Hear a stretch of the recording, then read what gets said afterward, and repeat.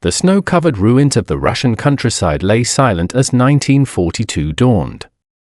Frozen corpses of men and horses marked the vast expanse of the Eastern Front, and the fires of battle dimmed only long enough for each side to gather its breath. The Germans, who had marched triumphantly across half of Europe, now found themselves entrenched in misery. Their lines stretched for more than 2,000 kilometers, from the Baltic to the Black Sea, a thin thread of exhaustion and frostbite. Hitler's dream of crushing the Soviet Union in a single campaign had failed, yet he refused to see it. The Führer called the setback before Moscow only a pause, a temporary delay caused by weather. In reality, it was the first sign of a disaster that would slowly engulf his empire. The winter of 1941–42 was one of the coldest in living memory. Temperatures plunged to -40 degrees Celsius. Soldiers froze where they stood, their weapons useless in the ice. German divisions, equipped for summer, wrapped themselves in rags, curtains, and stolen Soviet coats. Lubricants froze solid, food turned to stone, and the wounded died within minutes of exposure. Entire units perished without a shot fired. For the first time since the start of the war, German morale cracked. Officers wrote home confessing doubts they would survive the winter. Yet Hitler forbade retreats. Not one step back, he ordered, a command he would later mock Stalin for giving.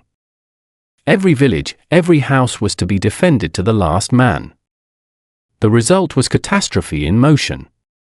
Where organized withdrawal could have saved divisions, stubbornness turned them into frozen graveyards. The Red Army, though battered, seized its moment. Under General Georgy Zhukov, Soviet forces launched counteroffensives around Moscow in December 1941 and January 1942. The surprise was total. Siberian divisions, hardened by the cold, stormed through blizzards, their white camouflage blending with the snow. German troops, starving and half-frozen, were pushed back hundreds of kilometers. For the first time since the war began, the Wehrmacht retreated. Soviet soldiers reclaimed towns and villages, hoisting red banners over ruins. Propaganda in Moscow celebrated the victory as proof that the invincible German machine could bleed. But success came at a terrible price. Soviet offensives were brave but often reckless, throwing men into battle without coordination or supply. Whole formations froze or were annihilated in counterattacks. Still, Stalin was emboldened. Believing the Germans on the verge of collapse, he ordered massive offensives along the entire front, ignoring his generals' warnings. The result was disaster. The Red Army advanced beyond its limits and overextended itself, allowing the Germans to strike back once the weather eased. By February 1942, the front solidified into a frozen stalemate. Both sides were exhausted, their armies mutilated by cold and loss. The ground was littered with burnt-out tanks, shattered guns, and the unburied dead. Civilians endured unimaginable suffering. Towns destroyed by artillery became cemeteries of rubble. The starving gathered bark and sawdust to survive. Children froze beside empty hearths. The war had turned the landscape itself into a weapon. Yet amid the horror, Soviet factories in the east began to hum with life. Behind the Ural Mountains, thousands of machines evacuated from Moscow, Leningrad, and Kharkov had been reassembled.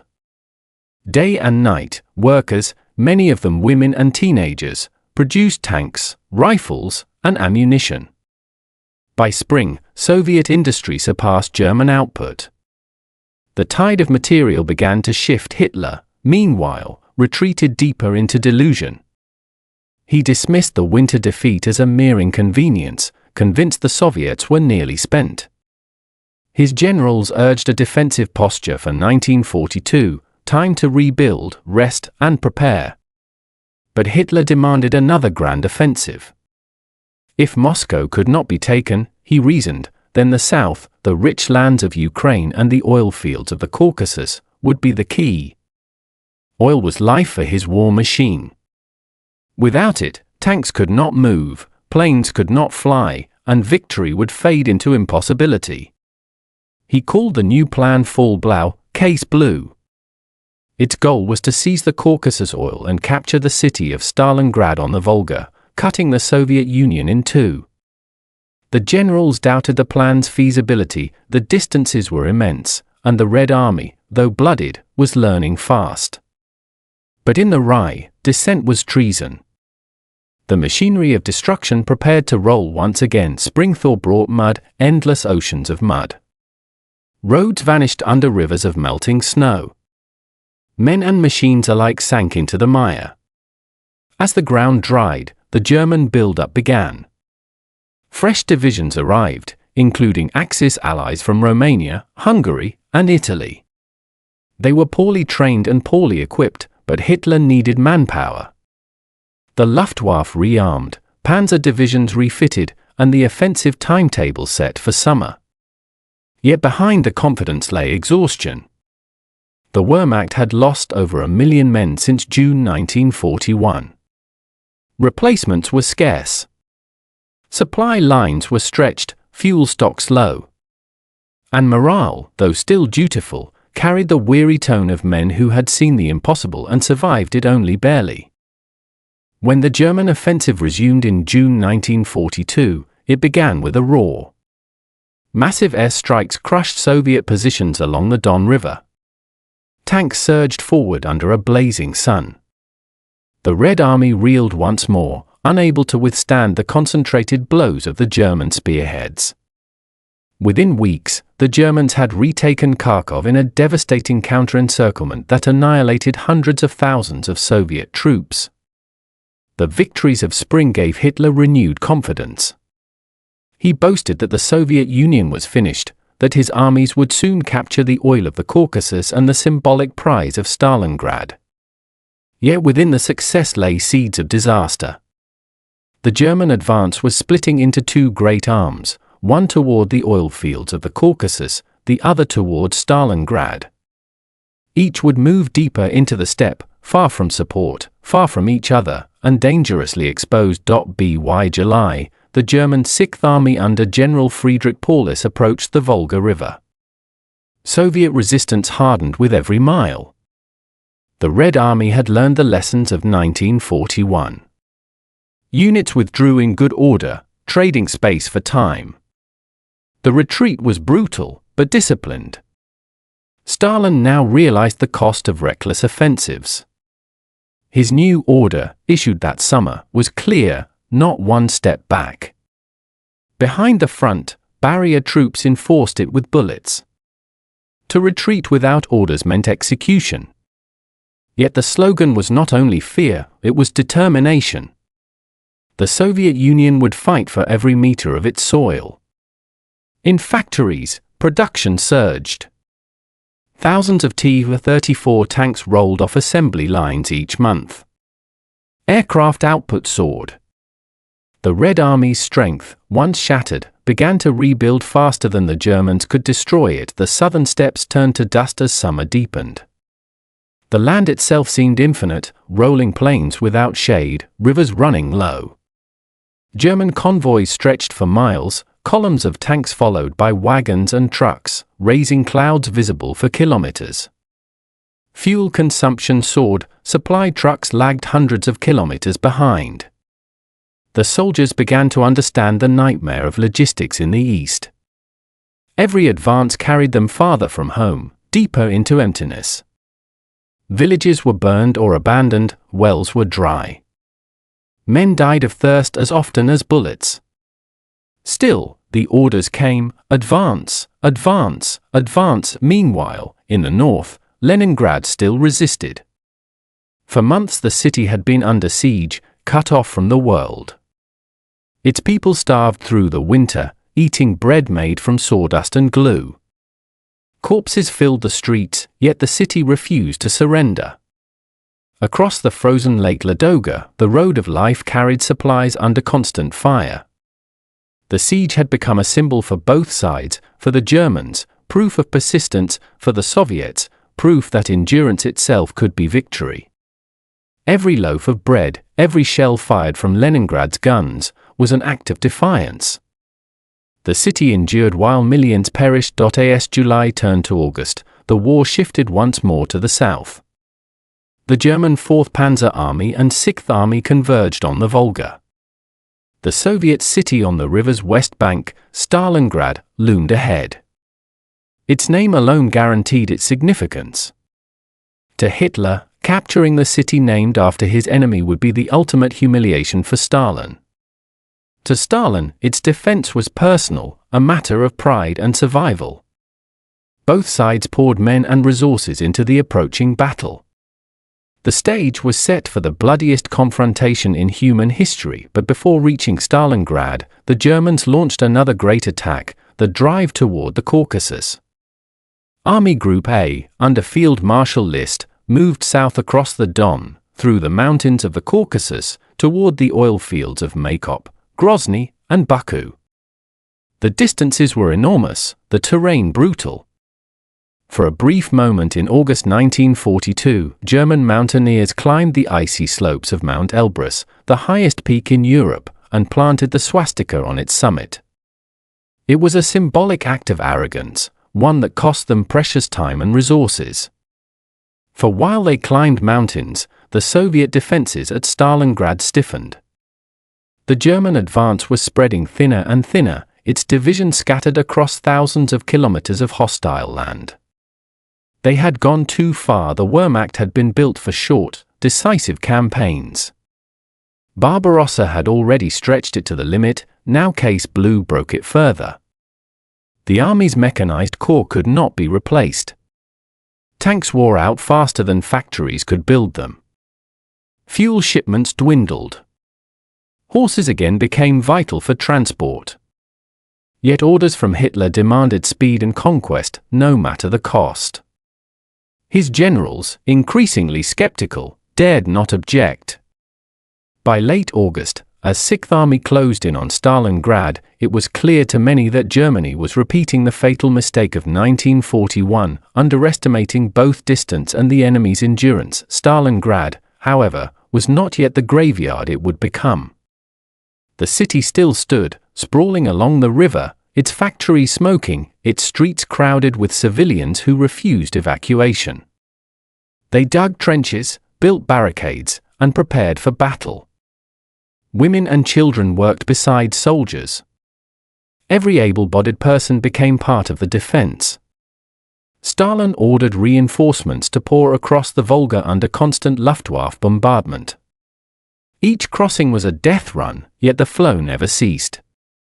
The Germans bombed the city relentlessly, reducing it to rubble and fire. Tens of thousands died in the opening raids. But in that destruction lay the Soviet advantage. The city's ruins would soon become a fortress. By September 1942, the first German units entered the outskirts of Stalingrad. The Volga shimmered in the distance. Soldiers wrote in their diaries that victory was near, that the Red Army could not hold. Few realized they were entering a trap that would consume them all. The ruins of Stalingrad swallowed men like a living beast. What had once been a proud industrial city was now a maze of rubble, twisted steel, and shattered walls. Streets no longer existed, only corridors of debris and craters filled with smoke. The Germans, trained for fast, open warfare, found themselves in a nightmare of close combat. Every house became a fortress, every cellar a bunker. Snipers haunted the ruins, invisible and patient. The Soviets called it the Rat War, a struggle fought from room to room, floor to floor, with knives, grenades, and bare hands. The front line was sometimes a single wall, separating Germans on one side and Russians on the other. The 6th Army advanced street by street, losing men for every meter gained. Paulus's soldiers fought with mechanical discipline, but the cost was staggering. The Luftwaffe continued to bombard the city, but the more it bombed, the harder the fighting became.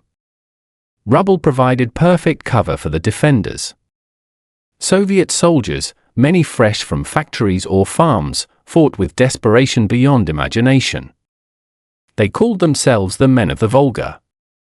Reinforcements crossed the river under constant attack, ferried by night through smoke and fire. Few survived more than a week in the city. Yet for every man who fell, another took his place. The defenders held on with a ferocity that shocked their enemies. Amid the chaos, legends were born. Snipers like Vasily Zaitsev hunted German officers across the ruins, striking terror into troops who no longer dared to raise their heads. Soviet engineers turned the skeletons of factories into fortresses. The Red October Steel Works, the Barricady Gun Factory, and the tractor plant became battlegrounds where tanks rolled straight from assembly lines into combat. The Germans captured the Volga embankment several times, only to be driven back by counterattacks launched from basements and soars. The city was dying, yet it refused to die completely. By October, the battle had become a test of endurance, not movement.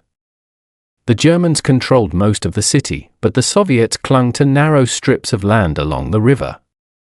To the soldiers on both sides, it seemed endless.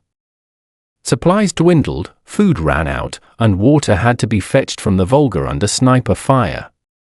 Corpses froze where they fell. The smell of death and smoke filled the air, unchanging for months. And while Paulus's men fought in the ruins, far behind them the Soviets were preparing their answer. Soviet High Command, led by Zhukov and Vasilevsky, planned a massive counter-offensive. Codenamed Operation Uranus, it would not strike the city itself but the weak points on its flanks, where Romanian, Hungarian, and Italian divisions guarded the frozen steppe. These Allied troops were poorly armed and ill-prepared for winter.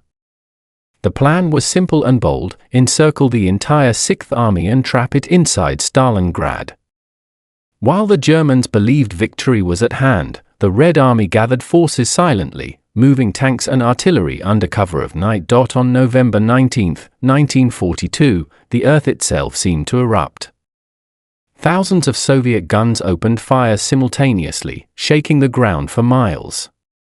Snowstorms howled as Red Army columns smashed into the Axis flanks north and south of Stalingrad.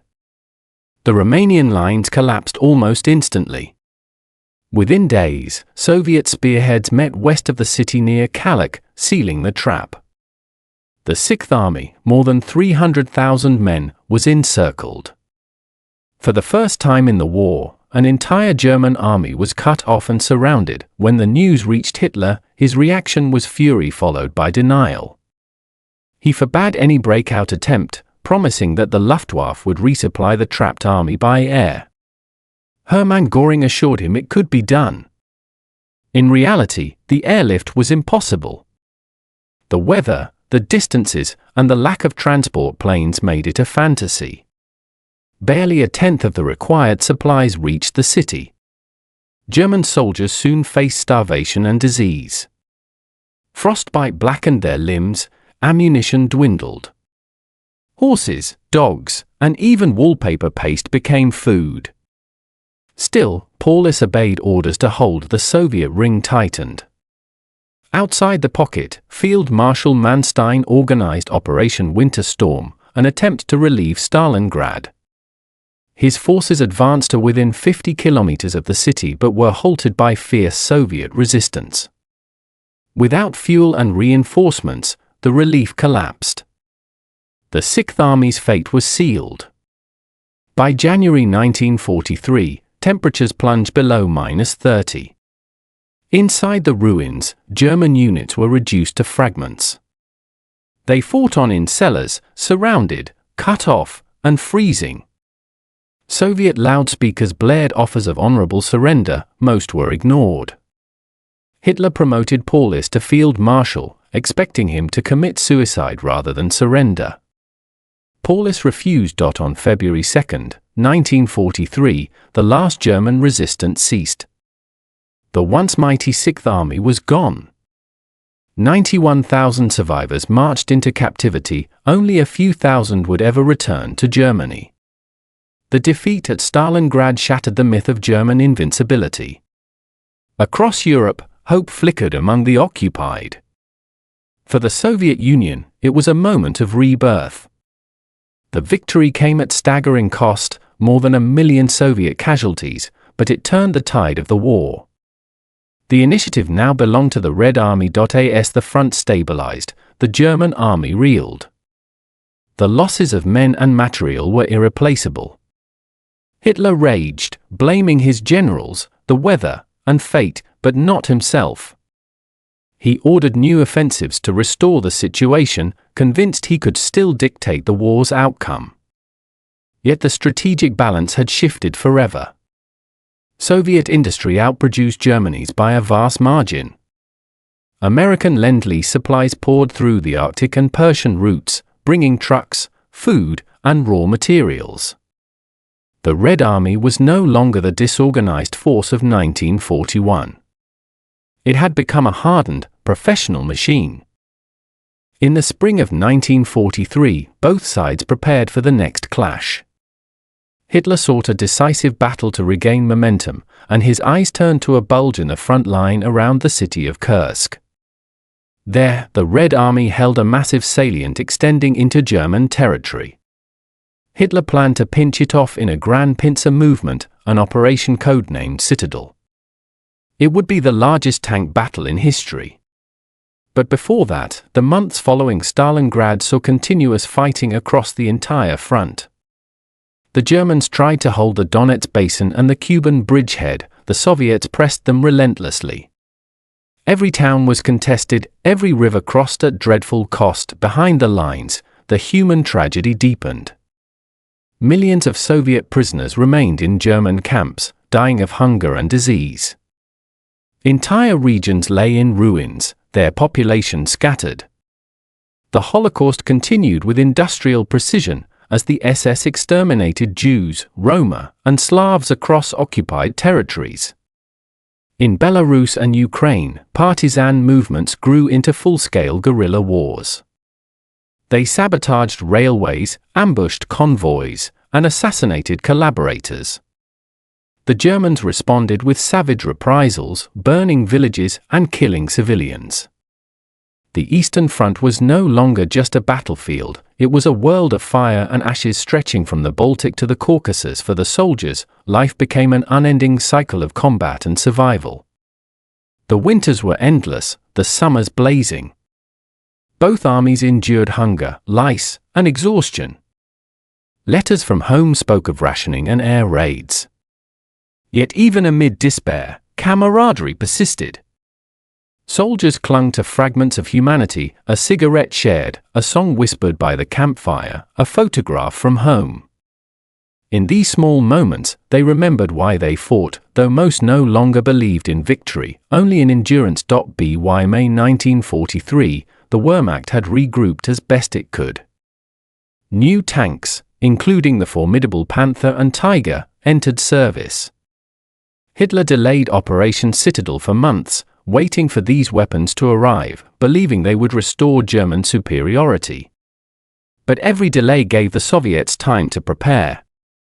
Behind the front, they built an immense network of defenses, minefields, trenches, bunkers, and artillery positions layered for hundreds of kilometers.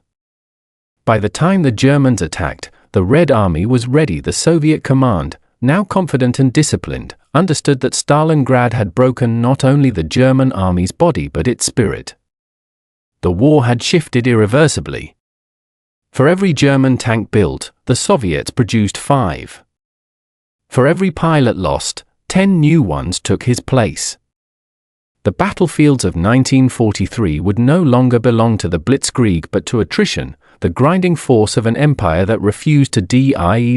As summer approached, the endless plains of southern Russia bloomed again with life, masking the bones beneath the soil. Both armies waited for the next storm. The Wehrmacht still dreamed of victory, the Red Army prepared to end the nightmare. The winds that once carried the dust of invasion now whispered another promise, retribution. The soldiers who had crossed the Soviet border 2 years earlier could no longer remember the feeling of triumph. Their uniforms were faded, their faces hollow. The songs of conquest had turned to silence. In their hearts, they began to understand that they were not conquerors of the East, but prisoners of it.